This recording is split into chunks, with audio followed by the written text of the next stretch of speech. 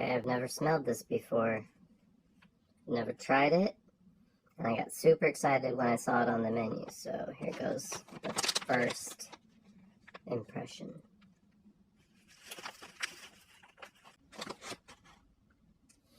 Bruh. Woo! Oh boy! This smells so insane.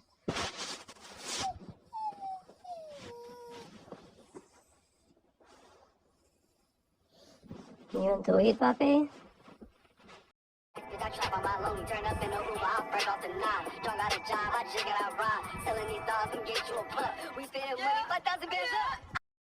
Well, just in case you're wondering how it went, this is what's left, and I am getting pretty slumped.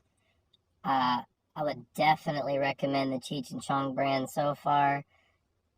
This shit is gas.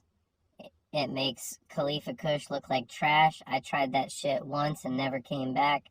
This is going to be my regular half ounce now every time I go. I'm usually really loyal to the Jars brand, and maybe if they get some different stuff coming up, I'll try them. But right now, I'm going to run through those Cheech and Chong strains and see what I like best, because the stuff is fucking amazing.